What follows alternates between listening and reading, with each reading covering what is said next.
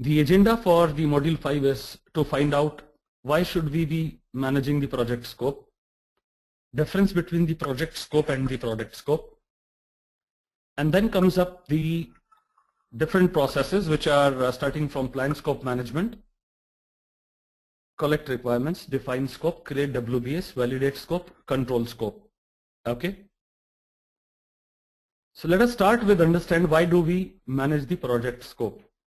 And that picture happens to be one of my favorite pictures, which gives the every meaning of why should the scope be controlled or managed. Just have a look at this picture before I explain on each of those, I would say the smaller picture within the bigger picture that way, okay? If you look at on the left hand side, the first picture, look at the picture where I'm currently putting my arrow. You'll realize the way the customer explained the project was like this. They wanted a swing to be placed, looks like swing with 3 layers. That is how the customer explained it. Now, the project leader who was there to understand, to document, he understood like this, that the swing has to go on the different branches.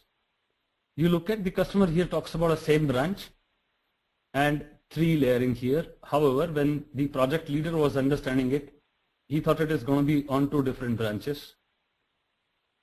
Surprisingly, when the analyst was designing it, he could find out a problem. He says, if the situation is like this, how is the swing going to go? How is the swing going to move? Because 3 is coming in between. So he applied his mind and he designed the project like this. Unfortunately, the tree is gone from here because he has cut the tree that way.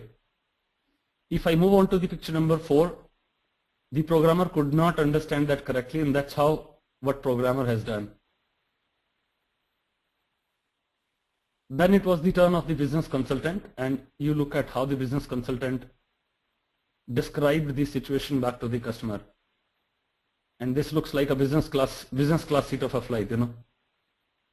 And look at from the picture 1 to picture 5. You see the difference in each of the picture. The first picture says something else. The 5th picture says something else. Okay, move on. How the project was documented? Nothing, because you have not documented it well.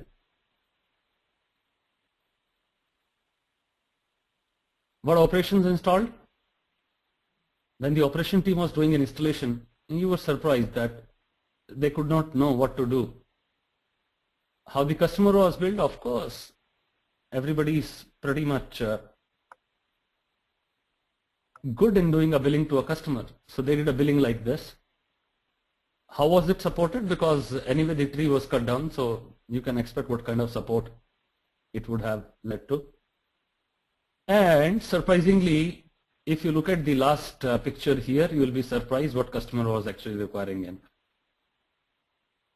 So what is that we are picking up from this? This picture gives us a very clear-cut, straight indication, and that indication is that the scope has to be very well documented, managed, checked, cross-verify from the customer that yes, he is agreeing to what we are developing in.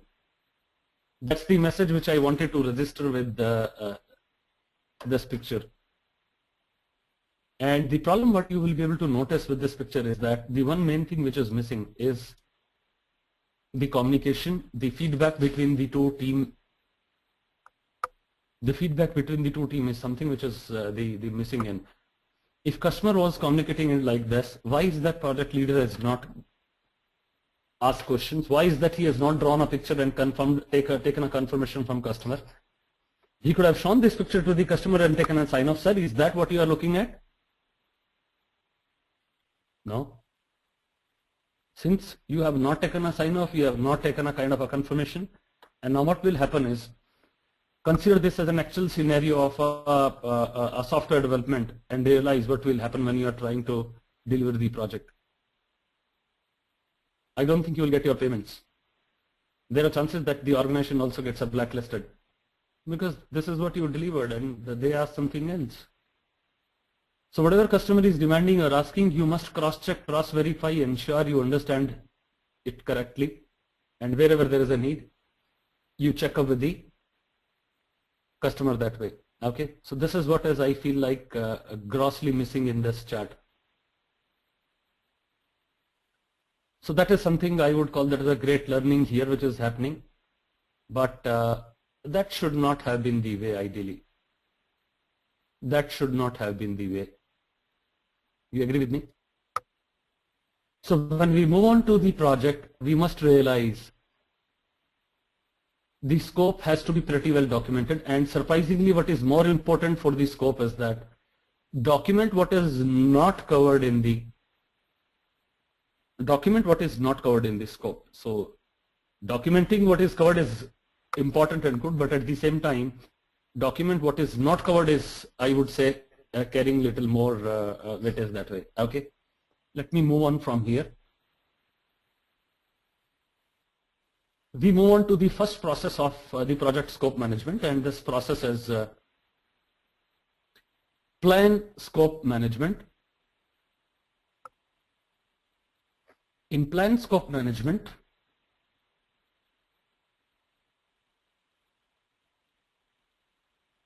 the activities what we control is that we try to jot down a management plan which talks about how is that scope is going to be defined, how is that scope is going to be validated, and how are we going to control the scope. So these are the things which are documented in the plan scope management. And some easy things to remember is inputs. For a lot of processes, the inputs are very simple to remember. For example, the two common inputs what I talked about in the previous presentations were enterprise and environmental factors and organizational process asset.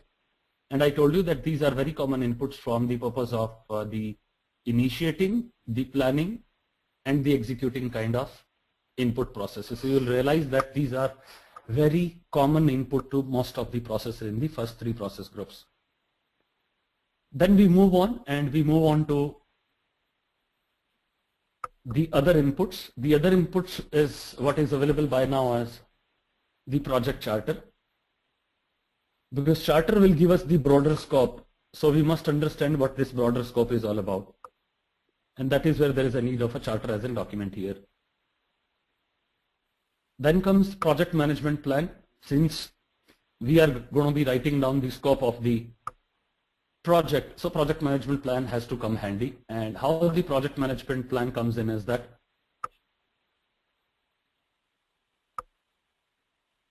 the output of the process, which is from integration management. The second process in the project integration management is, the first process is develop project charter, and the output of this process is project charter. So that is already there. The second process in the project integration management is develop project management chart, develop project management plan, and the output of this process is project management plan. So the output of the second process is also fed as an input. So what you can remember here is that the output of process 1 and process 2 of the integration management is fed as an input to plan scope management over and above the enterprise environmental factors and the organizational processes. Now comes up tools and technique, very easy, which is expert judgment. That means you take help of a subject matter expert. Meetings with the customer and the stakeholder to understand what is that they have understood on the project scope. And this results into two different outputs. The first output is scope management plan, and the second output is a requirements management plan. And these two plans are also known as one of the subsidiary plans. In fact, every knowledge area, be it the scope management or the time, the cost, the quality, the communication, the risk, procurement, stakeholder, all the respective plan area of that knowledge group, they result into a subsidiary plan. In the scope, we are getting a scope management plan, but if I'm in a quality, I'll get a quality management plan. So all these plans are known as subsidiary plans as well. So this process results into a scope management plan and a requirements management plan. Okay. Then we move on to the second process, which is second process of project scope management, and this process name is collect requirements.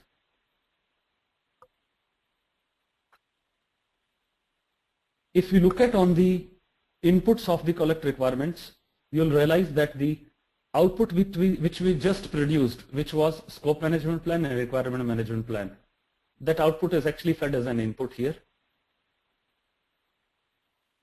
Then stakeholder management plan, and why stakeholder management plan is coming here is that because you will have to speak to all the stakeholders to understand and capture all the requirements carefully. If you do not know the stakeholders, how will you capture the requirements? So stakeholder management plan will tell you what kind of stakeholder the other person is, and accordingly you know what information you can derive in from these stakeholders. So that becomes a very important input here. Over and above the stakeholder management plan, the charter still continues because you will still have the broader scope and the requirements from the charter and the stakeholder register.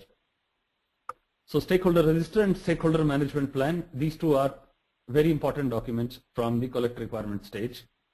And various tools and technique what we'll be using for this process, those are interviews, focus group, facilitated workshops, group creativity techniques, group decision making techniques,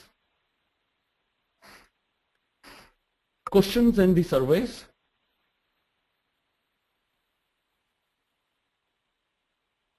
observations, prototypes, benchmarking, context diagram, document analysis. And this results into an output of requirements documentation and requirements traceability matrix. But before I go to the output, let me explain each of the tools and techniques in detail so that you understand what the tool and technique is all about. Okay.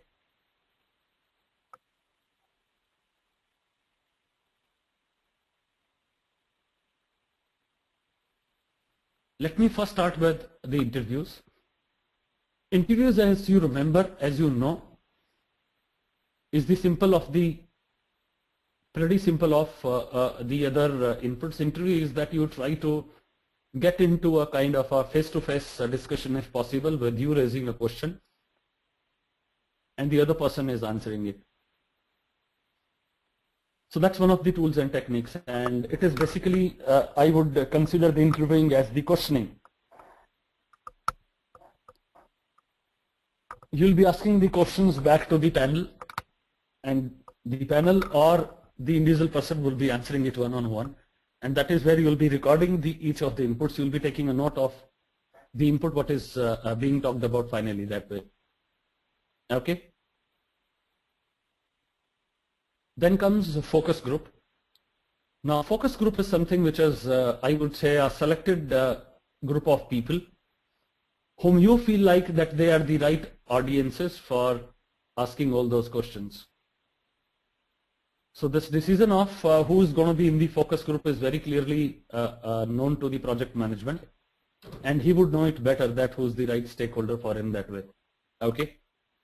So focus group is, I would say, the selected subject matter experts from different functions who are the target for you to gather more information of how do you want to proceed and catch hold of the information to collect more requirements for the project. Okay. Then comes the third thing, which is facilitated workshop.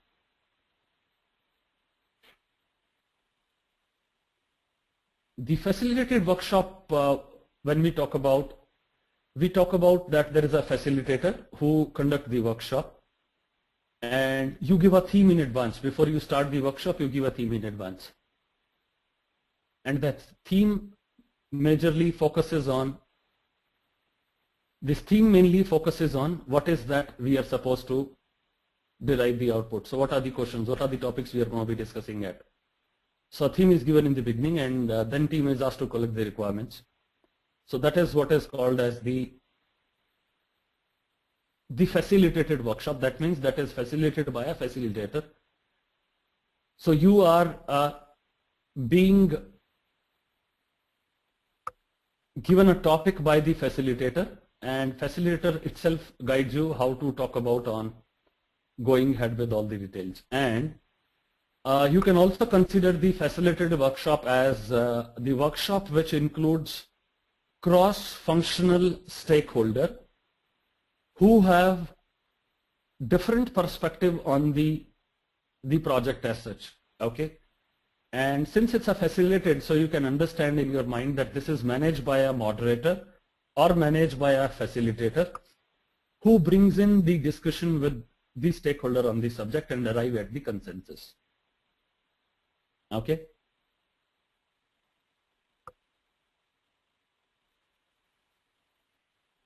The difference between the focus group and the facilitated workshop is that in the focus group, you are only bringing in the people from the different, I would say the different subject matter experts, and then the topic is being discussed, but that is not controlled or moderated by a facilitator. So that's the major difference between the focus group and the facilitated workshop. In facilitated workshop, one person acts as a moderator or as a facilitator, which is not the case with the focus group. Okay.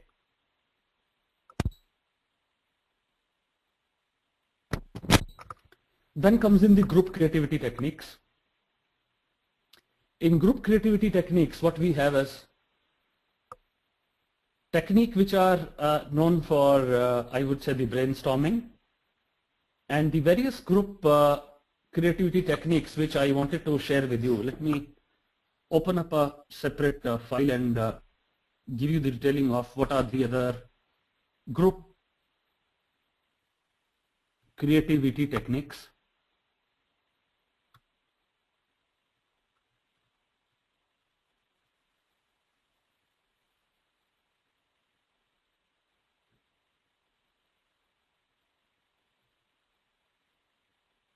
In the group creativity techniques, what I will have, number one is that something called as a Delphi technique. Now Delphi technique is a kind of a technique which is technique in which the inputs from several experts, they are based on a questionnaire, and so I would say inputs, this is a technique in which we collect the inputs from rather I would say collect input based on set of questionnaire, but surprisingly the point here is that the results are only available with the facilitator.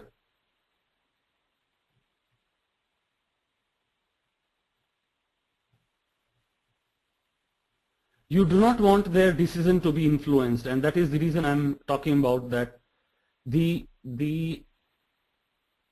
output given by the various people who are participating it, that is not shared with the team. So that means if I deliver a questionnaire to you, the answers of your questionnaire are only available to the facilitator to have an unbiased output. And you can also say that this is also to maintain anonymity.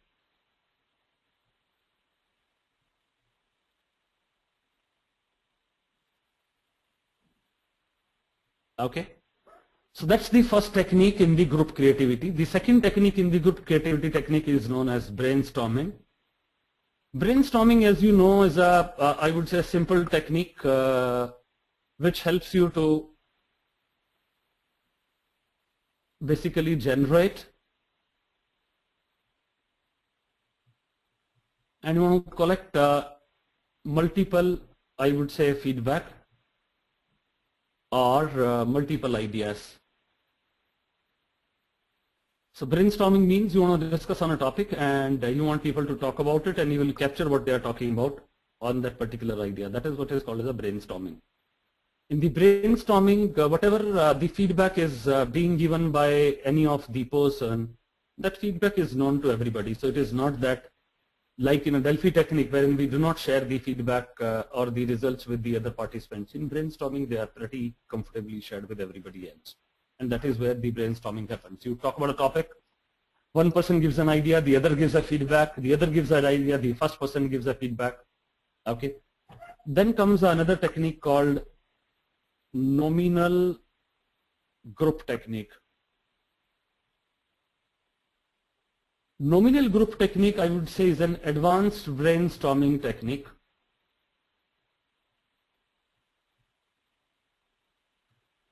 And when I'm saying advanced, I would mean that this is a technique in which voting is used. And why voting is used? The purpose of voting is you want to rank various ideas. So if you have multiple ideas and you want to actually now take the decision. So what you can do is you can actually ask people to rank those ideas so that you are able to decide which idea is actually getting the kind of the highest voting or the better rating that way, which is the idea getting the highest rank that way. Okay, so that is something called as the nominal group technique. And then comes two more techniques which I have to share with you in the group creativity techniques. The other technique is known as mind mapping, or that is also known as idea mapping. So what that technique is all about? This technique, I would say, is a technique which is used after you have done the brainstorming. After you have done the brainstorming, so what we do is the ideas gathered after brainstorming, okay, these are consolidated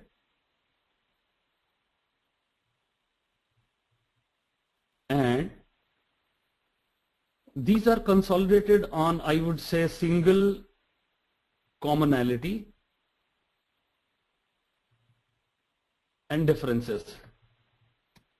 Okay, so that is what is called about the mind mapping or an idea mapping. For example,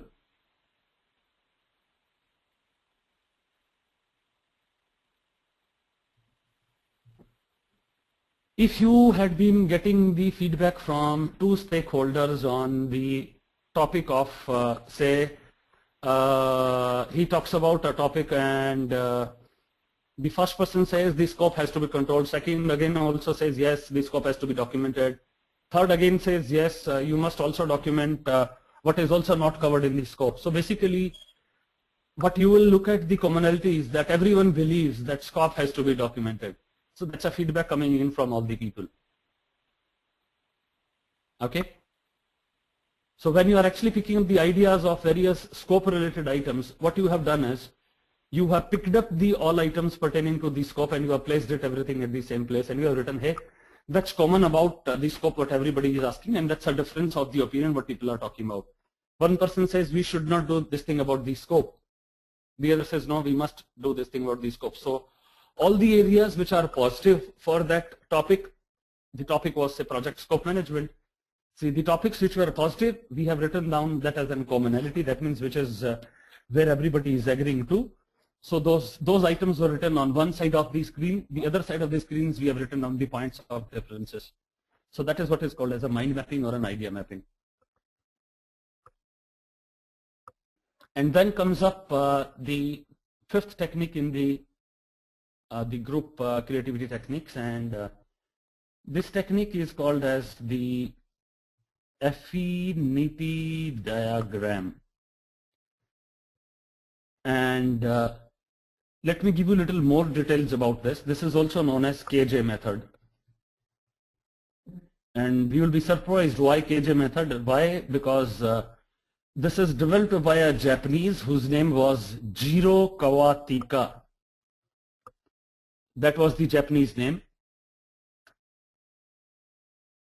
So that was developed by a Japanese whose name was Jiro Kawatika, and that's the reason it is called as a KJ method. And what this method does is that it allows large number of ideas to be sorted into the group. That is what is for review and analysis. The point which you must take a note for the KJ method is the one big point which says it allows large number of ideas. So that's the major point of difference of this particular affinity diagram, which is developed by KJ, Jiro Kawatika. Rather, his name is Kawakita, K-I-T-A. That's a Japanese name. Kawakita. He was an anthropologist, Japanese anthropologist. So these were the 5 group creativity techniques. Let me repeat: Delphi technique, wherein we give a questionnaire and the results are only available with the facilitator. Second comes brainstorming, wherein we try to generate more of ideas. Then comes nominal group technique, wherein we used the voting, which is again an advanced brainstorming technique. By voting, we used to rank the ideas. Then comes mind mapping. Mind mapping is that the ideas what we have gathered, we try to find out the commonalities and the differences between those ideas. Comes affinity diagram, wherein that allows large number of ideas to be sorted into a group for review and the analysis. So this is what we meant by the group creativity techniques. I'm back into the presentation now. And now I move on to the group decision making techniques. Let me also tell you what is meant by the group decision making techniques. Let me share with you some more details. Group decision making techniques. So what do you understand by group decision making technique is, if you have to take a decision, there are 2 ways the decision can be taken. Let me tell you what are those 2 ways. The first way that you can take a decision is known as dictatorship. That means one person takes the decision. The one person takes the decision. That is something called as a dictatorship. So that is one of the options. Let me tell you the second option. Second option is unanimity. Unanimity means everybody agrees to the decision. That is the second group decision making technique. The third technique is known as majority, and majority generally means that more than 50% people, they agree to the decision. Okay, and then comes something called as a plurality. Plurality means the largest group support the decision. That is what is meant by the plurality. So basically you have divided the team into the group, and you realize that the largest group is actually supporting this decision. So this is what is meant by the plurality, but this may not be the majority. Got it? So what you can understand from plurality is that assuming you have 4 different groups. Group A has about 40 people, and group B, C, D, they have about 10, 15 and about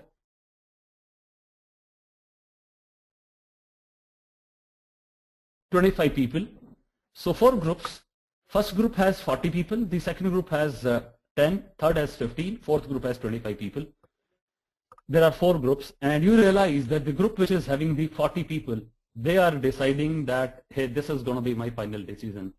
So that is what is an example of plurality in the decision. That means the largest group is supporting the decision, but it may not be the majority. Got it?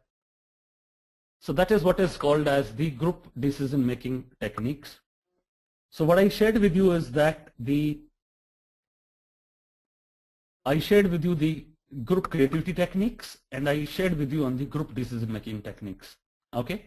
So on the decision making 4 techniques, dictatorship means one gentleman wants to dictate the decision. Second, unanimity, that means everybody agrees to the decision. Third, majority, that means greater than 50% of people agree to the decision. The fourth, plurality, that means the largest group support this decision. Okay.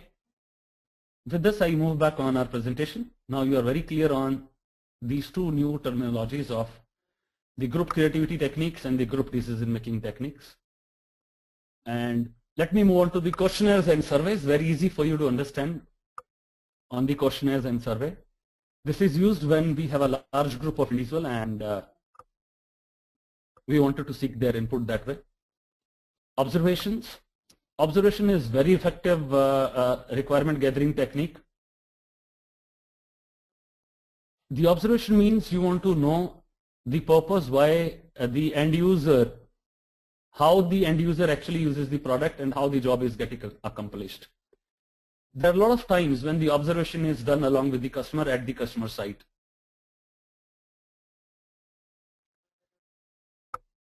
If you are given a task of automation of the gas cylinder delivery system and their software. So maybe what customer will do is he'll actually bring you back to his actual site where he's doing the distribution of the cylinders. So you know what are the documents he is needing it, what are the questions he is asking it, what is that he has to give as a receipt to the customer, what is that he has to produce a kind of a receipt for records for giving it to the oil marketing companies. What is that he needed to give it back to the government because government may be giving him the subsidies.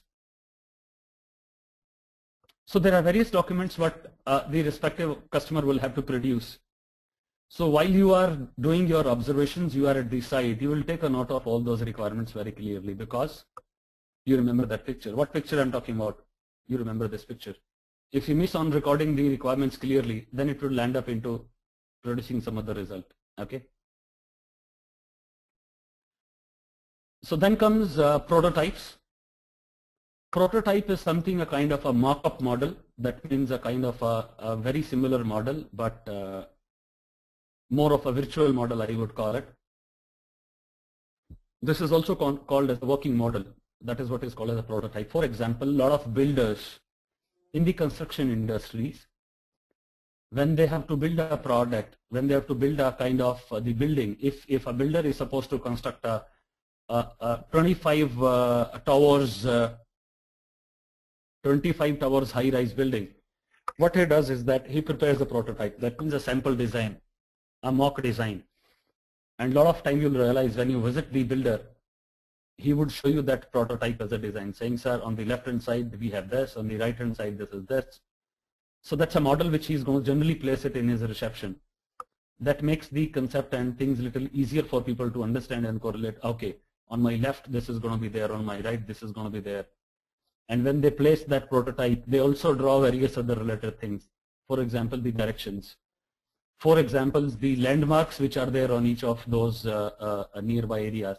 So that prototype may also cover up the details about the landmarks, the big places close to that building. So that is what is called as a prototype. Okay. Prototype is generally used when we know that the actual project development is going to take a huge time and it's not so easy to replicate the actual product and you still want to seek the feedback or suggestions. Okay. So my question is, where is that you'll use prototype? The answer is Prototype is used when you want to seek a feedback or a suggestion or a recommendation, when you know that the actual project cannot be replicated faster than bringing up a simple design. Okay. Then comes benchmarking. Benchmarking, as the name indicates, if you do not know the project requirements clearly, you can actually benchmark yourself with the similar product available in the market to understand what are the key feature and the characteristics and the scope of the product available in the market. For example, if you are planning to pick up the features of a smartphone, if you are a product manager and your organization wants you to pick up the best features of a smartphone, so that once they are trying to define the scope of the smartphone as well as the software which has to go with it, if you do not know what are the best features, the good thing for you is pick up some 2 or 3 brands which are in the I would say the highest selling models and maybe the highest features model in the market, carrying the highest market share. You understand what features they are talking about. So you can benchmark yourself and understand where do we stand. So that is what is the benchmarking mean. Then comes something called as a context diagram. Context diagram is a kind of a diagram which talks about how the business process they are described and how are they interacting with each other. The business process and the people, how they are interacting with each other, is actually talked about by a context diagram. Okay. And then comes document analysis. Document analysis is a simple way of analyzing or studying or reading the document so that you understand what are the requirements which are being talked about. Document analysis example is that when you get a project charter, a lot of times you also get the statement of work. A lot of customers, they give you the statement of work in the beginning itself, and that document of the statement of work is a document which can be read for an analysis. There can be similar other documents which the customer may have given, maybe a kind of a letter of intent or a memorandum of understanding or a purchase order or a work order. So that would describe in all the details. So for documenting the scope, generally the statement of work kind of document is much important. So when I'm talking about a document analysis, I'm talking about any and every document available till that stage for you to study, understand if the customer has documented that scope and it is mentioned in any of the documents. So realize what we talked about now in the tools and technique is all activities pertaining to noting down what are the different requirements. You capture all the requirements in a document which is called as requirements documentation. Easy to remember. You are documenting the requirements till now by the way of the various tools and technique. So the documents what you will produce is called as requirements documentation. And then comes up another document which is called as requirements traceability matrix. I consider this document to be a little more important. Why? Because traceability matrix talks about who gave you the requirement, that means source of the requirement. What is that work all about? What are the specifications asked by the respective person on that requirement? What is the status of the work? What is the status of completion? So requirements traceability matrix talks about who gave the requirement, when he gave the requirement, what kind of requirement that was. So that means that is the kind of a worksheet or a register in which we can trace back. Traceability means we can trace back who gave this kind of requirement. So for example, if I take you back on our famous chart, and if that was the requirement that you will have to prepare a swing with 3 layers, ideally speaking, I would have documented this thing with a picture and taken a sign off from the customer. So I would know that on so and so date, this and this gentleman has actually signed up a document, and this can be referred back in case of any dispute, in case of any confusion. You know that you have a written confirmation from a person that, hey, that's my requirement to be executed into the project.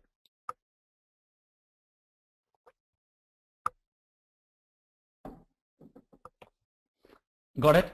So we are clear on various collect requirements stages. Let me summarize those stages all over again. So we talked about group creativity techniques, brainstorming, nominal group technique, Delphi technique, idea or mind mapping, affinity diagram. Got it? We talked about group decision making techniques, unanimity, majority, plurality, dictatorship. We talked about benchmarking, comparing your practices with the comparable organizations to identify what are the best practices, generate ideas for improvement, and that will provide a basis for measuring performance. Okay. Now let us look at the example of the mind mapping. Okay.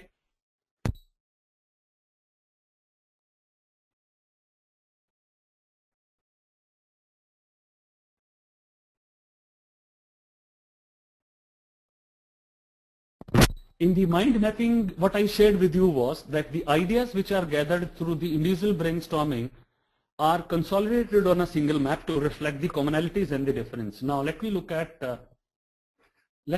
project integration management.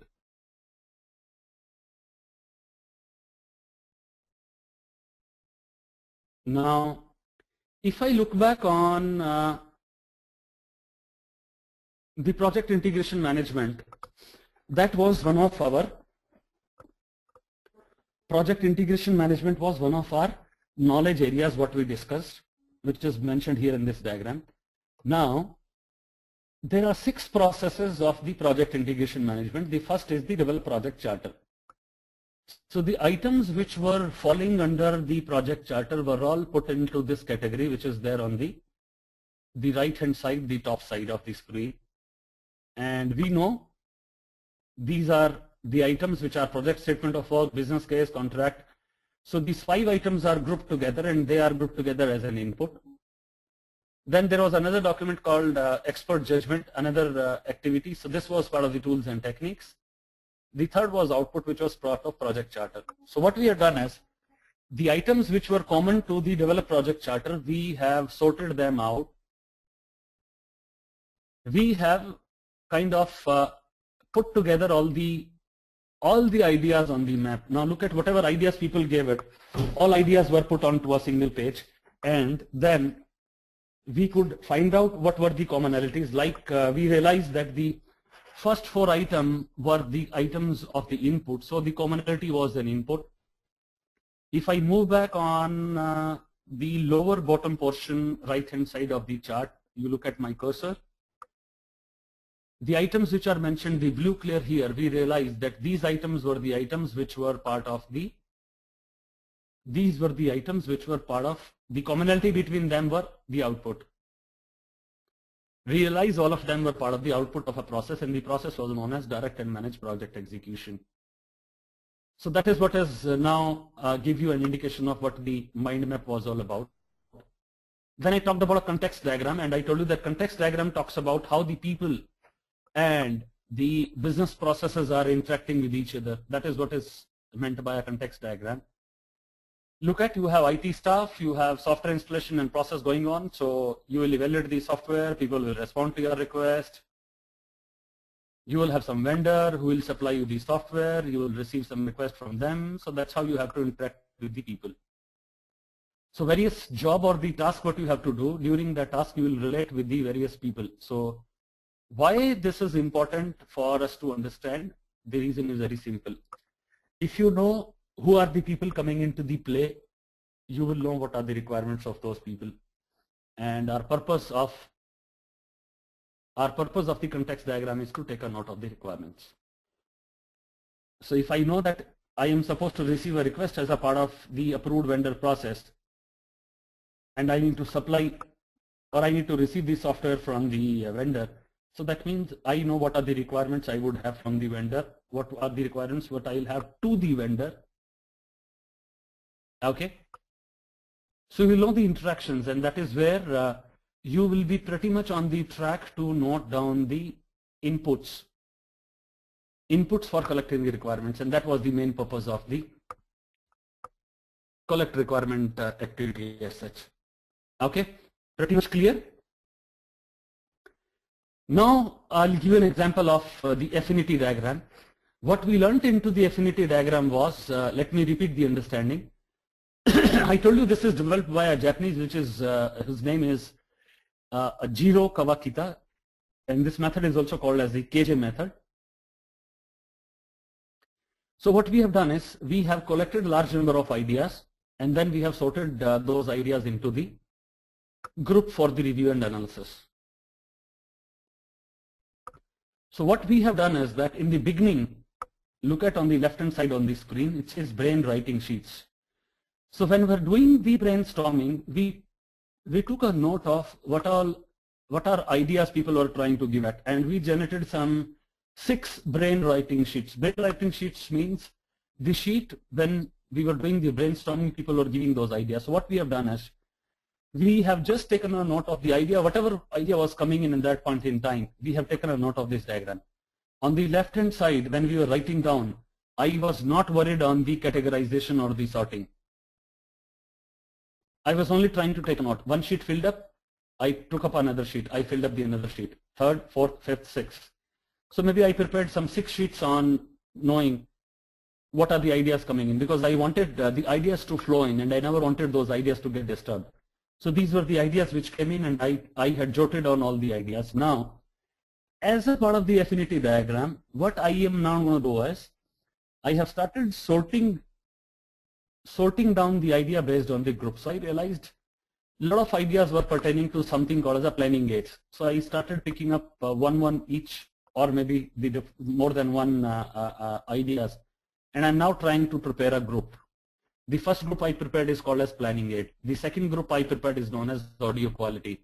The third group I prepared is known as etiquettes and rules. So that's how I have started preparing the grouping. So I've started making the group out of those individual ideas. This is what is an affinity diagram method. Easy? Is that easy now for you to pick up? Let me roll back and tell you the mind map. We place everything, we find out commonalities, we find out the differences, try to place everything on the single sheet. That's a mind map. We talked about context diagram to find out how the people and the processes are related with each other. We talked about affinity diagram, that how the individual ideas, they are grouped together to form up to sort out and form up that group. Okay. We talked about the outputs. The first output we talked about, if you look back on the screen, the requirements documentation. That means we document all the requirements. Second, we talked about requirements traceability metrics. And let me also go back one stage before. We generated a document here called as requirements management plan. Now let me share with you something more. Let me share with you what do you mean by the requirements management plan. So requirements management plan means I try to document on how the scope verification has to be performed, how the scope is going to be controlled, how the scope is going to be defined, how the work breakdown structure will be created, and how the detailed project scope statement will be created. So all these sub portions are part of the requirements management plan. Okay, and this document was the input for a collect requirements stage, and requirements management plan was an output produced by the plan scope management. Got it? I talked about requirements traceability matrix. That's a table which requires you to find out the origin so that we are able to trace the document well. What it should contain is the business need, what is the business need of that requirement, the objective, the scope, the design, the development, the strategies, the test scenarios. These are all part of the process of preparation of the requirements documentation and the requirements traceability matrix. Okay, and we are still calling that as the a message saying we are trying to break down the high level requirements to the more detailed requirements as a part of this process. Okay, so that is what is called as the requirement traceability matrix. The matrix in a practical way looks like this. That's a sample of the requirements traceability matrix. The project name, the cost center, the project description. You write down the various requirements. You'll say requirements description, write down requirement number 1. What is the business need? What are the objectives? What is the WBS deliverable? What is the project design, project development? So we'll try to take a note of the requirement like this. Considering the requirement has changed now to 002, so you have other separate field. Okay, so that's a very basic sample for you to understand what do you mean by the requirements traceability matrix and the template. I'm sure a lot of you who are belonging to the software industry, you would be already familiar with the requirements traceability matrix, I'm sure. Because that's a requirement, this document comes up pretty much in the beginning when the team is trying to gather the details from the customer to know of all the exact requirements before you start developing on a project and before the software development starts. And that would call for a lot of meetings with customer.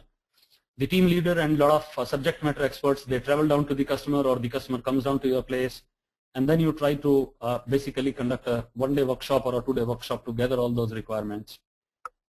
And a lot of organizations I have seen nowadays, they do a recording of that discussion. When the discussion happens pertaining to this kind of requirements, they do a recording.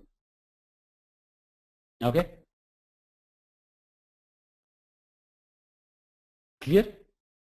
Let me move further from here. Let me move on to the next process now, which is called as the define scope. As the name indicates, this process helps us to correctly note down what the scope is all about. We try to document the scope and what are the documents I would be requiring it to define the scope. Starts with the input. The first input is a scope management plan. Scope management plan comes out from the first process of project scope management, which is plan scope management. Charter comes out from develop project charter, the first process of project integration management. Requirements documentation comes in from a previous process. The process name was collect requirements. Okay. So define scope we learned. Scope management plan comes out from plan scope management. Project charter comes out from develop project charter. Requirements documentation comes out from collect requirements. And then comes OPA, organizational process asset. We have the tools and technique, pretty much simple tools and technique like your expert judgment. That means we consult the subject matter expert. Then comes in something called as the alternatives generation. Okay. That means when we are writing down the scope, we must try to analyze. We must try to analyze the product. That is number one. For example, if my product is going to be a smartphone, so I must analyze how my product is going to be. I must look at the alternates which can be generated. The variants which can be generated is the alternates. And the another tools and technique is the facilitated workshop.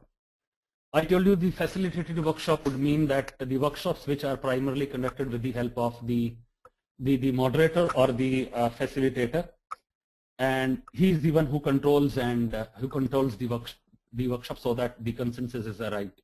Okay. This process results into the project scope statement as an output and project document updates. Now there is a difference between the statement of work and the project scope statement. You must learn. Statement of work is mostly coming up as an input to the project charter, develop project charter process. Okay. Statement of work is generally served as an input to the develop project charter, and project scope statement is actually a statement of the scope statement of the project what we are executing it. This is still not the project scope statement is still not the scope baseline. Let me tell you that as well. The baseline is not generated as a part of this process. I'll explain this to you in the next process when we move on, and I'll tell you what do you mean by the baseline as such and what all the contents baseline has that way. Okay. So this finishes up the define scope process, and now comes up the difference between the product scope and the project scope. Let me first bring in your attention to the inner circle on the picture. The inner circle talks about the product scope. It talks about the functional requirement, the non-functional requirement, what kind of interface, user interface it will have, what kind of implicit requirements it will have. So this is something we are talking about more on the product, what we are supposed to produce. Now look at the circle which is there in the green color. The shading area which is there in the green color. This is what is talking about the project scope. That means how we are going to perform the work to deliver the results what we talked about. We are talking about various status reports, the defect management, the project artifacts, how it's going to be the schedule, how we are going to be training the users. So when we are in a green circle, we are talking about more on the project. When we are in the pink or a red circle, we are talking about the product scope. That means we talk about more on the features of the product as such, the functions, functionality and the features of the project. Okay. The scope statement, project scope statement should carry the project objectives, the project description. To be precise, it's the project scope description, the project requirements, the boundaries, the deliverables, the acceptance criteria. Acceptance criteria is very much an important activity because once you create a particular, once you finish a particular phase, once you finish a particular process, you can actually look at what's the criteria given by a customer and my result is matching up to the acceptable criteria or not. The assumptions, the constraints, and when you are defining the project scope statement, I'm sure you would know the initial risk, schedule milestones,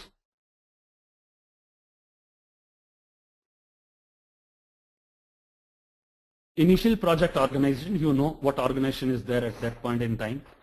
The fund limitation, what are the availability of funds at various stages, because based on your scope you would know when is that you would be requiring what kind of fund. Then comes up configuration management requirement. So once you are changing the configuration of your product, you know what are the other requirements that are going to be coming in. And then comes the approval requirement. So your requirements on the approval has to be very much documented so that once you are changing in, bringing in the change in terms of the cost, the product as such, you know what approval you will have to take it from the different stakeholders. These should be the part of the project scope statement. Now, before we go further, you must know and understand the difference between the project charter versus the project scope statement. At no point in time you should be confused between these two documents. Let me first start with the project charter, and let me start from the lowest line item first in the project charter. So when a project charter is issued, we understand the charter will contain the name and authority of the sponsor who's authorizing the project charter. I'm sure you are very clear in this. Then comes who is the assigned project manager, his responsibility and the authority level. That is again available from the project charter. Absolutely. Then comes the project approval requirements. That means the major requirements. Who's the decision maker? Who is going to sign off the documents? You get to know. You know of the broader stakeholders. Yes, very clear. You know of the tentative or the broader budget. You know of the major milestones. You also know on the high level requirements, high level project description, high level risk. And you know the criteria against which you are going to be measured. And the first thing, which is the purpose of executing that project. So these are the details which you already know it, which are part of the project charter. Now what we have done is we have presented back those details with you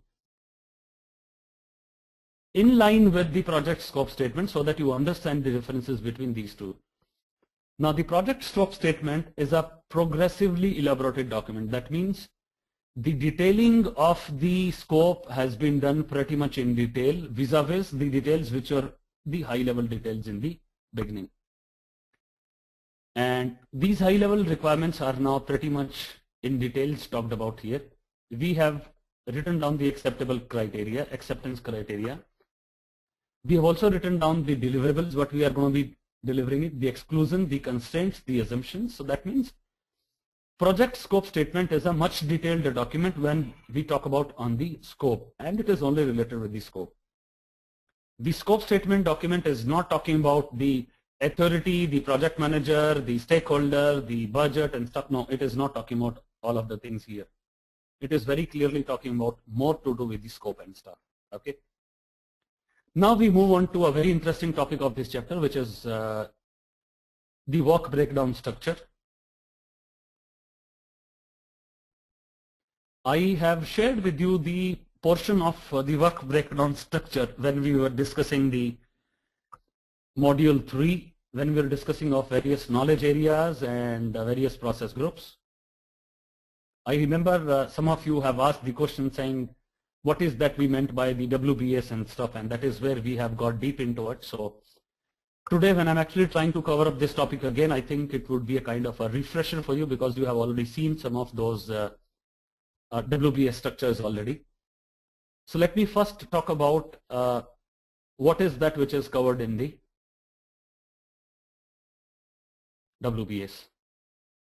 Let me start with the inputs first. The inputs to the WBS are scope management plan, where the scope management plan is coming in from the previous process. The first process, I would call it. The plan scope management was the process which results into an output of scope management plan.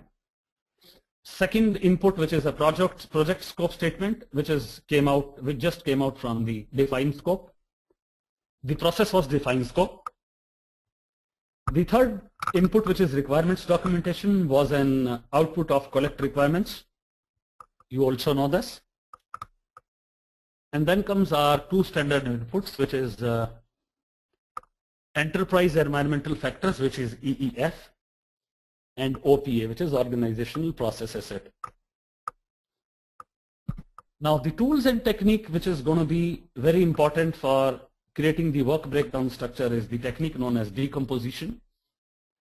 Decomposition would also mean delayering. Delayering means breaking down the activities into the various sub-layers or sub-activities. That is what is meant by a decomposition. We will learn that in detail. And then comes expert judgment. That means you consult with the subject matter experts. And now you know, once you look at the output, you know which is the process which results into a scope baseline. So create WBS is a process which results into a scope baseline. Okay. Generally people get confused. People get confused with this output and they assume that the scope baseline is produced by a defined scope, which is wrong. The defined scope process generates project scope statement. It is not generating the scope baseline, it is generating the project scope statement. Scope baseline is an output of the create WBS process, create work breakdown structure. Okay. Let me now go back into the detail of the decomposition and the WBS. And before we do that, you need to understand some of the terms. The first term is known as the work package. A work package is the smallest work level when we do a decomposition or a delayering of a process. That's the lowest unit of the work to be performed. That is called as a work package. Then comes code of accounts. Code of account means we try to assign a numbering system to identify each of the unique components of WBS. Let me share with you the WBS first. So the way I am defining up 1.1.1.1 or 1.1.2.1 or 1.1.3, So this numbering system, what we are giving it here, this numbering system we can talk about with the code of accounts. Okay. Third comes the control accounts. Control account terms generally comes up from the management control perspective, and majorly it is talking about the finance, the budget, the money, the cost. So control account is a kind of management control point, and what they wanted to do is management wanted to control your budget pertaining to various activities.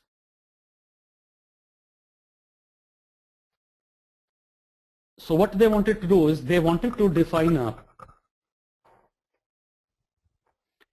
the management wanted to define what is going to be the cost for the activities which you are trying to build up as a part of the WBS, so that they know when they want to check up your performance, they know whether you have consumed or whether you have taken up what you have budgeted for, or you are consuming extra, or you are maybe taking a lesser cost that way. So they wanted to do a comparison of your actual value versus the planned value that way. Okay.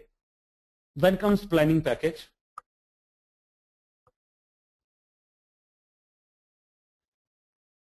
So a WBS component, WBS, you remember I talk about WBS means work breakdown structure. So a WBS component below the control account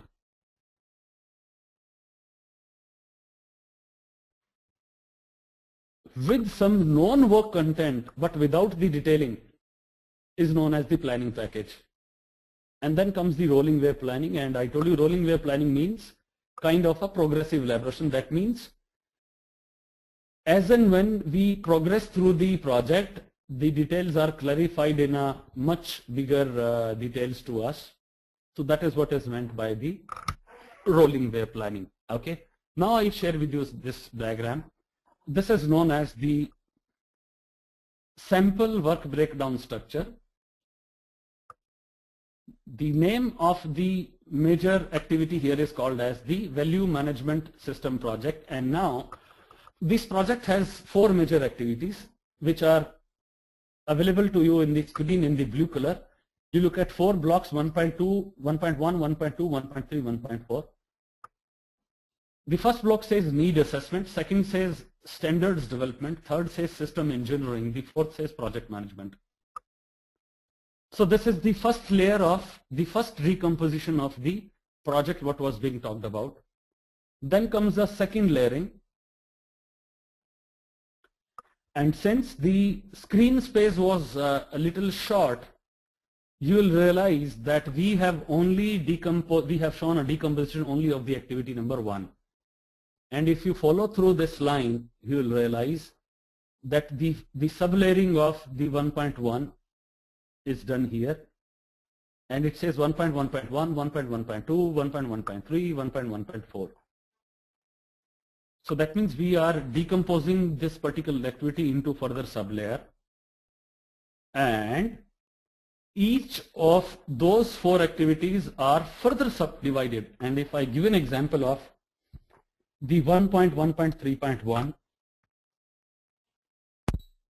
with the example of 1.1.3.2, so with the numbering system, you can realize this is the 3rd layer or the 4th layer.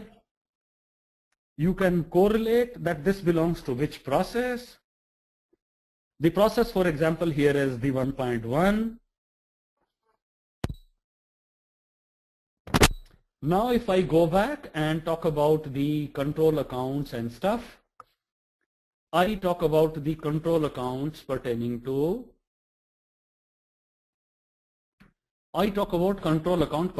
these broader positions. Okay. So we will not go back into the further delayering when it comes up to the controlling from the accounting perspective. Okay. So that is what we meant by control account. Let me share with you now some more sample work breakdown structure.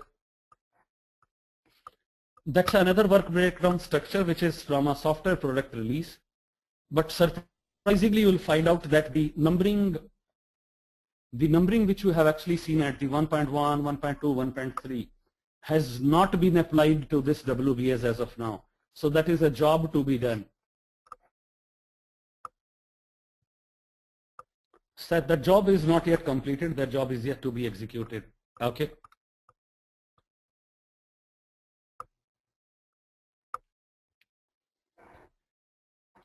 Decomposition, the layering at a second level. Okay. Let me share with you now one more sample work breakdown structure.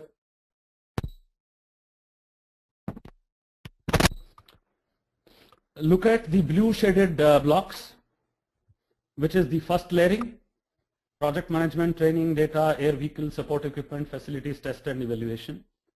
Then comes up the second level layering, and again in this sample WBS, we are yet to apply the numbering system.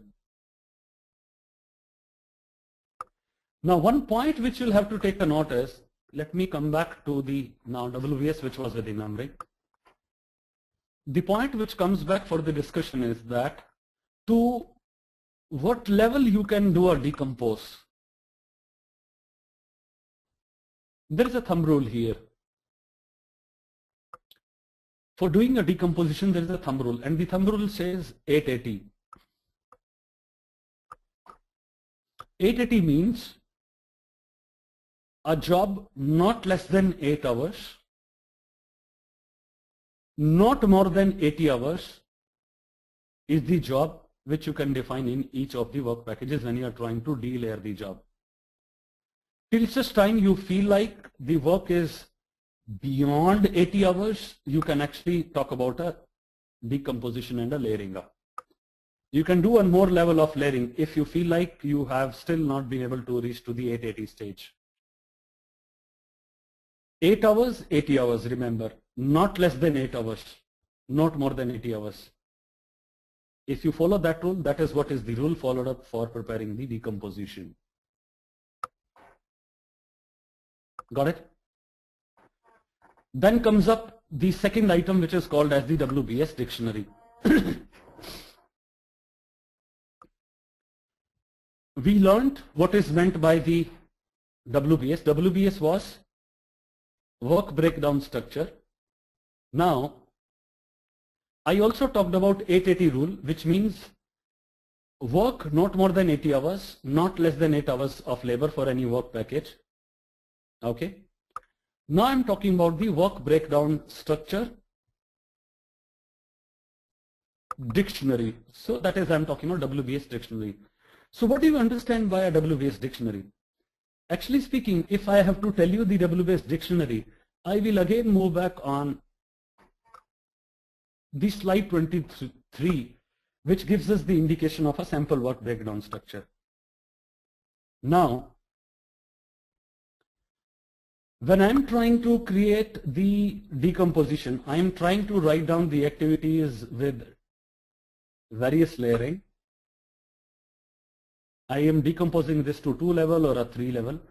And the wordings which are coming up here, for example, the wording here says 1.1.3.2, and the activity is known as alternative analysis. So if you want me to give you more details on this particular activity, then the more detailing of this activity is covered up in the document called as the WBS dictionary. So WBS dictionary is a document which talks about the detailed attributes of a particular activity in the work breakdown structure. And what we cover up as a part of the WBS dictionary is the task number, the description of the task, the honors, the estimate level of effort which we are going to take in that particular activity. Now, if you try to read out with me on the various contents what the WBS dictionary should contain, it starts with the project name, who is going to be the work breakdown structure owner, what is the name of the activity, what is the ID, what is the parent ID. Okay. So parent ID would means if I'm actually defining up a structure which is 1.1.3.2, I know I am talking about the parent activity as alternates development, And in that parent activity, I'm talking about another parent, which is 1.1. Okay, got it? Now I'm back on the dictionary again. It must contain about the deliverable description. In the WBS, you have very limited space. Okay, so you write down the smaller description of the activities in the block, because block is pretty short, so you can't define that activity in detail. So detailed definition of the WBS is covered up in the WBS dictionary here.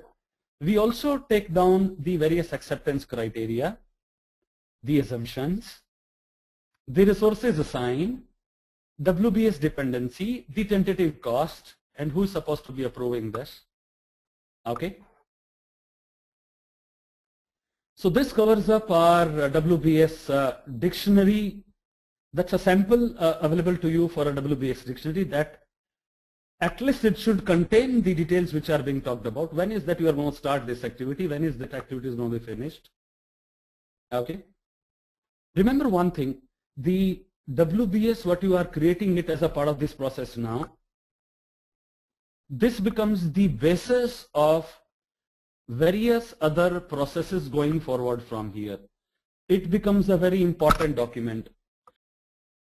Now, why I'm telling this now is there is a reason behind it. And that is the reason I'm saying the WBS and the WBS dictionary will serve as an input to various other critical processes going forward. And what are those critical processes? Let me name some of those processes. When you want to estimate the number of resources in the project, you need the WBS. When you wanted to estimate the duration of your project, you would need the WBS. Why? Because you should know that each of your work package, how many resources you would be requiring in, what is the duration of the job, what is the start date and the end date of the job. When you want to schedule various tasks, you would know where is the dependency. Remember, there is a word called WBS dependencies here. And each of those criterias which are there in the WBS and the WBS dictionary would impact the forthcoming processes very much. And the more accurately you are able to define in the WBS and the WBS dictionary, believe you me, there are more chances of your estimation to be correct. There are more chances of lesser risk if you are very clear on each of those deliverables accurately. If your estimation is pretty good, the risk is going to be pretty much minimal, because you know the start date and end date. You have kept all the buffers in your mind. You know what this project is going to cost you all about in terms of the duration, in terms of the resources. You know when that resource is required. You know for what duration that resource is needed. So all those details can only be gathered if the description is written pretty much correctly here. If you don't describe the work package in detail in the WBS dictionary, that means you will end up in preparing a wrong estimation of the duration and cost. And that is where I repeat that the WBS and WBS dictionary is a very important topic here. And once we talk about the scope baseline talks about of three major documents. What are those documents? Let me first tell you the three major documents what a scope baseline should have.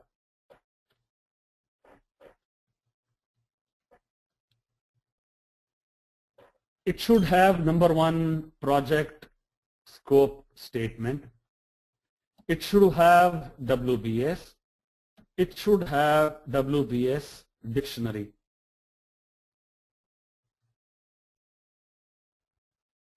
Okay, remember, Scope baseline would mean how many documents? Scope baseline would mean 3 documents. Number 1, project scope statement.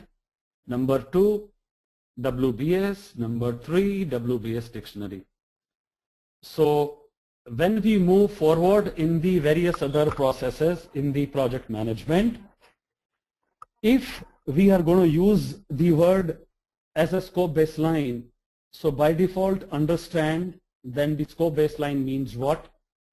The project scope statement, the WBS, and the WBS dictionary. So when you are using the scope baseline as an input to any of the processes now onwards, have a very clear-cut, thorough understanding in your mind that we are talking about the project scope statement, WBS, and WBS dictionary.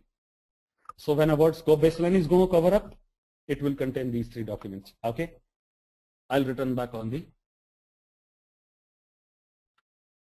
WBS dictionary template. You are very clear now. With this, the create WBS process is through. But before I say that, let me share with you again the 2 outputs what this process produces. One is the scope baseline, we already know. The second is a project document update. Okay. Now let me move on to the next process. Next process is validate scope. Validate scope is part of the controlling process, and if you remember the project scope management processes, what we talked about was processes in project scope management.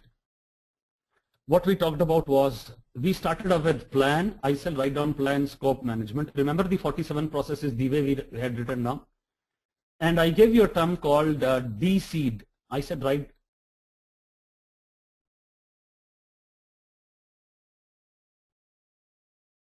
Remember that? Or you don't remember? Let me share with you that sheet one more time. The way we prepared the 47 processes in Excel. Okay.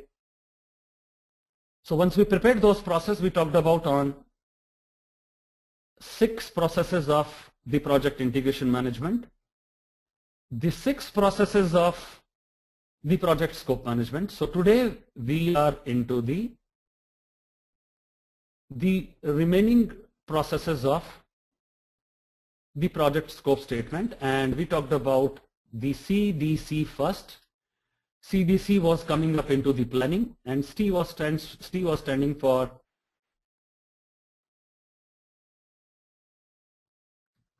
collect requirements. Now we will be able to recall because you will have done the processes already. Define scope, create WBS. Now this remains on one side because all this was coming up into the planning, and then there was something which was coming up into the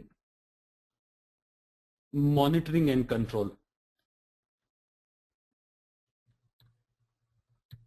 And there were 2 processes coming up in the monitoring and control here. The one was validate scope, the other was control scope. And what I wanted also to share with you and remind you that when we worked out on those 47 processes, the way we had started writing down on the control processes, we have started writing down from the bottom. We said control stakeholder, control stakeholder engagement, control procurement. That's how we started up writing from the lowest first. Control stakeholder engagement, control procurement, control risk, control communication, control quality. But when we came up onto the scope, I said, hey, scope, yes, you have a control scope, but you also have a validate scope. And likewise, the exception was also there in the project integration management. So that's how we remembered the processes that way. Now let me move back again onto the validate scope. You know where we are now. In the validate scope, what we have,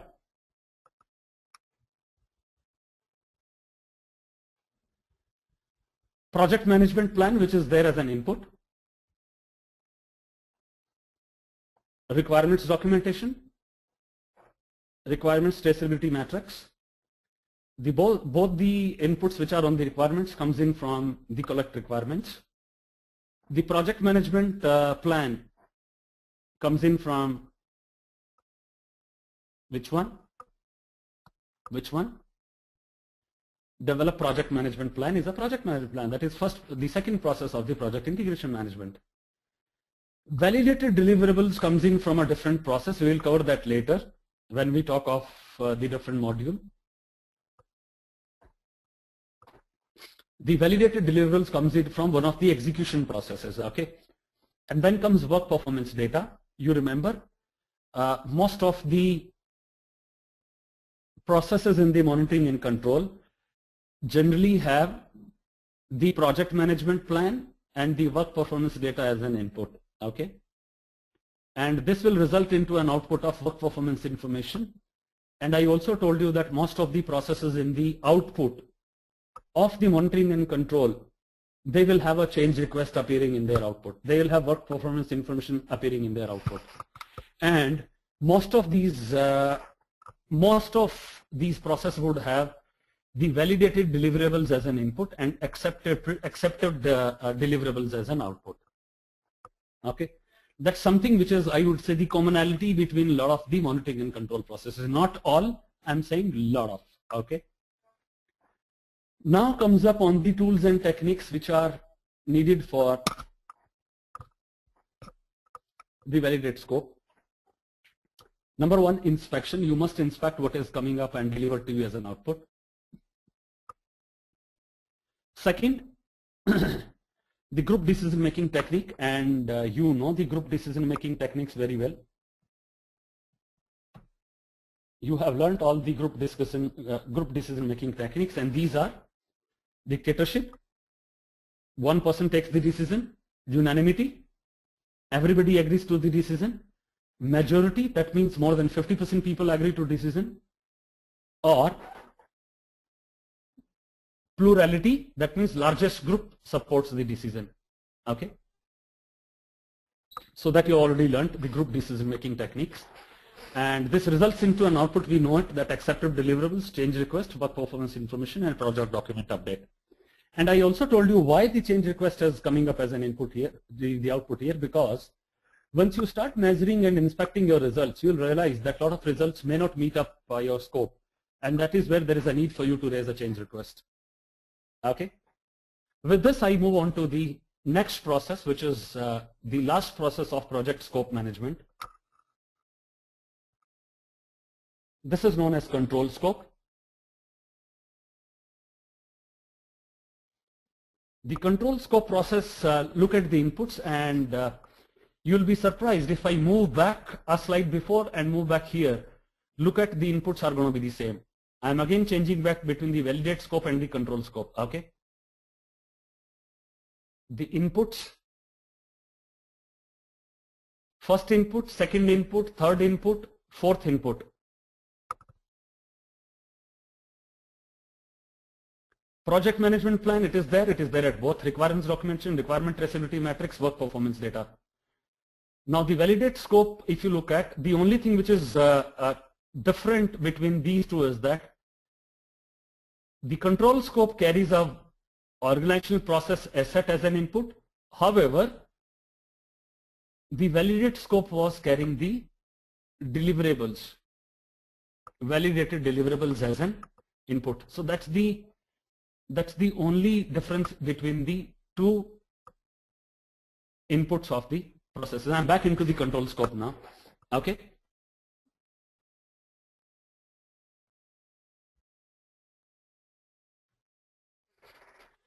The tools and techniques what we'll use here is the measure tool, we call that as in variance analysis. And we will cover the variance analysis pretty much in the detail when we talk about our next two topics, next two modules, which is the project time management and the project cost management. Okay. Variance analysis in simple would mean that we try to find out the differences between what was planned versus what was getting delivered, and that's how we call that as in finding out the variance.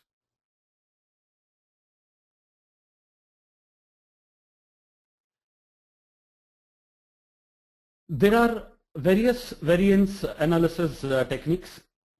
You have the variance analysis also in the time and cost I told you, which is known as the cost variance or the schedule variance that way. So that's how we try to calculate the measure our scope, that what was supposed to be getting delivered and how are we there. So if we have agreed upon on some acceptable criteria in the beginning, we try to compare whether that acceptable criteria is getting measured or not, and that is how we calculate the variance there. Now, since we have work performance data as an input, so we know what is going to be the output, work performance information. Since that process is part of the controlling, monitoring and control, so change request comes into the picture. If you feed in project management plan as an update, most likely it will result into a project management plan update. OPA was fed as an input, the OPA update becomes an output, and then comes project document updates. So with this, we are through in ensuring that the scope is covered. So all in all, in summary, the control scope process talks about on ensuring that the status of the project and the project scope that is well managed with the scope baseline. And remember, the scope baseline becomes the reference point to calculate any of the variances. Okay. So what has been agreed upon in the scope baseline becomes the final scope for us to reference at any point in time. Okay. So when we talk about that, whether we have achieved the scope or not, we compare that with the scope baseline, and scope baseline constitutes three items I told you: the project scope statement, the WBS, the WBS dictionary. Got it? Clear? Now is the time for you to ask questions on any of the topics what we discussed today. And once you are through, or if you ask those questions, then there would be my turn to ask some questions to you on this topic. So first I'll give a chance to you to talk about on any questions what you have or any clarity what you need on any of those topics what you have discussed today on the project scope management. And my first question to you goes like this. What do you understand by work package?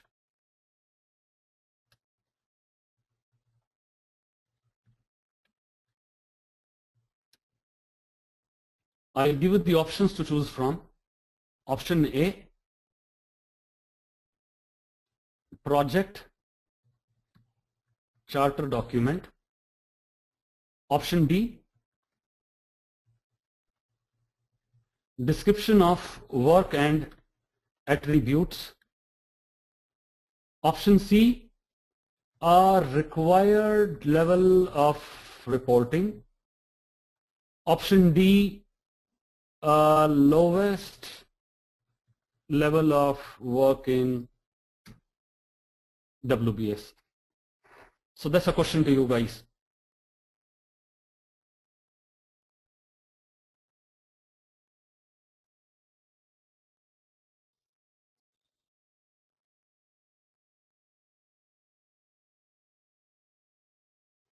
Okay, and I think yes, all of you have picked up this pretty much clearly. Let me bring in some more questions to you on the project scope management.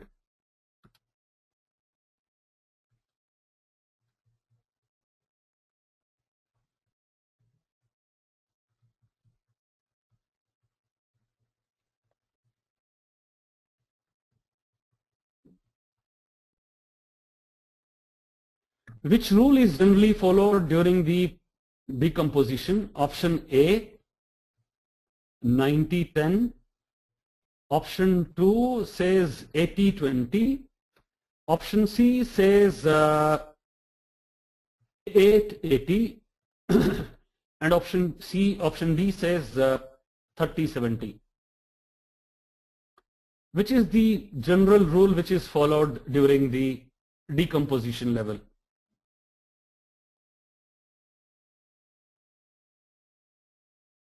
Okay, these were the easy questions which I have asked.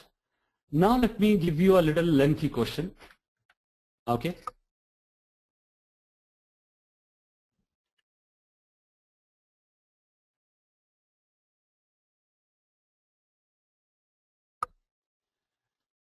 And this question goes like this.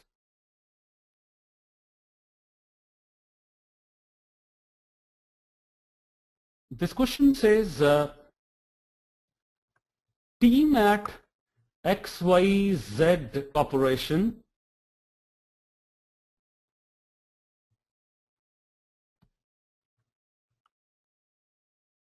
they started discussing on prototype for a new smartphone model, and they started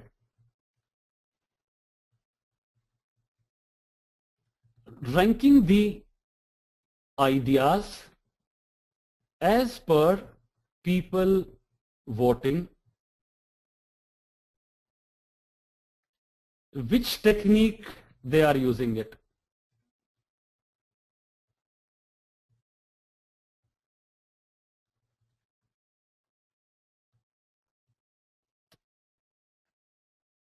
Option A, interviews.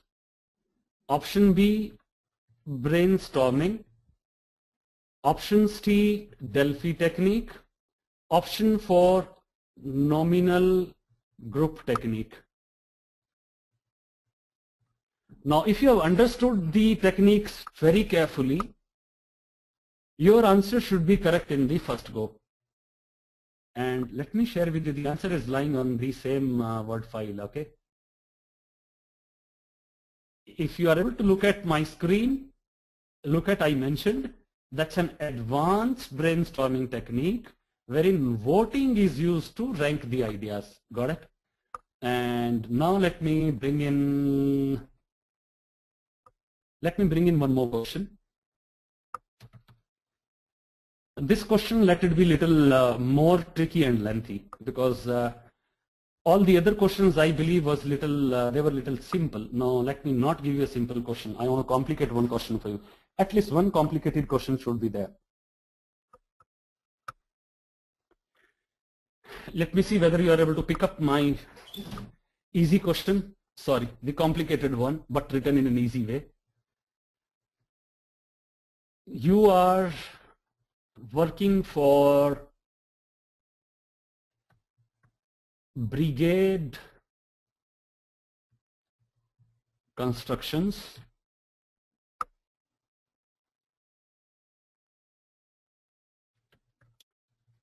Your manager gave you the task of assigning numbers to each of the activities.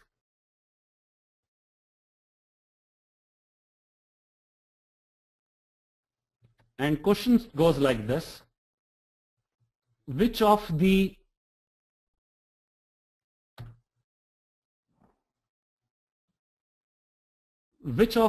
following is true about WBS numbering?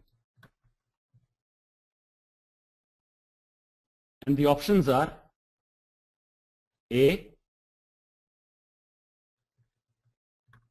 numbering system is a unique identifier known as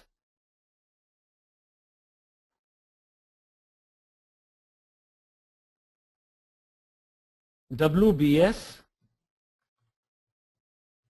dictionary numbering. The second option says the numbering system is a unique identifier known as code of accounts. The third option says numbering system is a unique identifier known as WBS dictionary accounts. And the fourth option says The numbering system is a unique identifier known as WBS accounts. So surprisingly, the phrase till the known as, you'll be finding that phrase is common to all the answers. So don't try to rush in order to answer your question. Don't try to rush to answer this question, okay? Now try to read out on the different words which are pretty much visible to you, okay?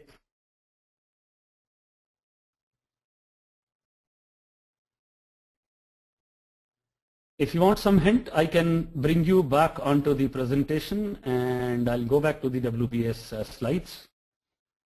I'll give you a hint, but I will not speak out. You need to pick up the hint on your own.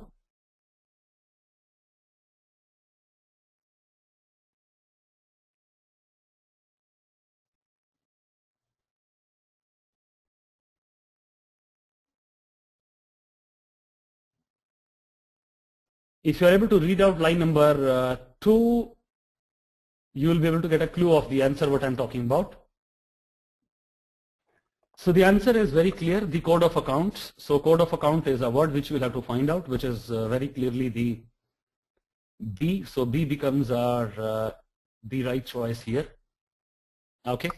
So let me try to share with you on what is that we understand by an IRR. Okay, let me use this word file itself. IRR, the full form is internal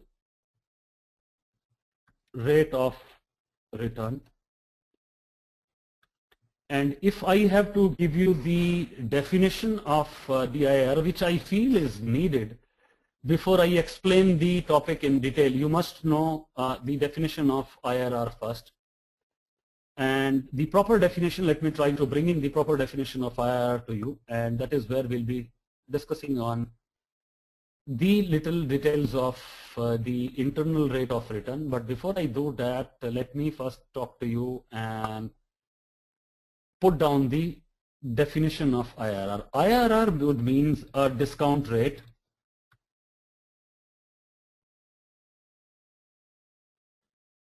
when present value of cash flows equals the investment. Okay. The more detailed understanding, let me give it to you with an example.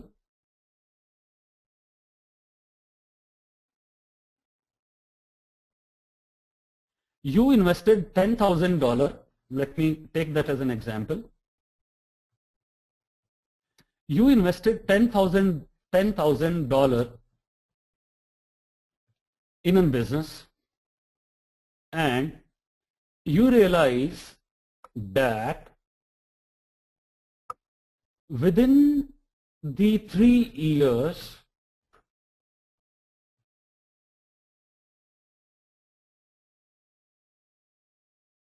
you retrieved your $10,000 back from the project, and I assume that the internal rate of return was, I'm assuming it here for the purpose of maybe sharing with you an example, 33.34 was the return per year, and you got your $10,000 paid back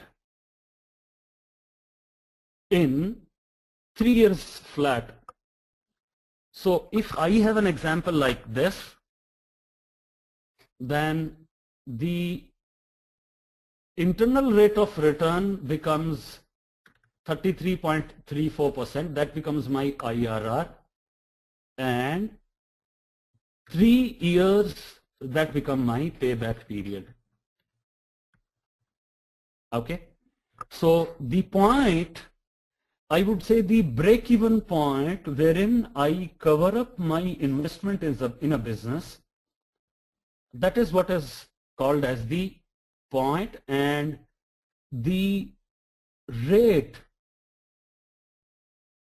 the speed, the rate by which we get our investment back. That means the place wherein my investment becomes equal to my present value is called as the internal rate of return. Okay, so that's the understanding for you to know, and what you should take a note is that if my internal rate of return is, I'm now bringing up a twist now. So you had one option as the option which is stated onto the screen. Now I'll bring up one more option to you, and this option says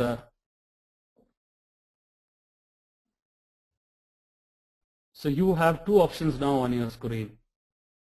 The first option I am making it in the green color, and the second option is now into the red color. Okay, and I'm changing the example now, and I'm saying $10,000, 10 years, 10% per year. And now what is my IRR? My IRR is a 10%. That means my annual return is now at the rate of 10%, and my payback period now becomes the 10 years.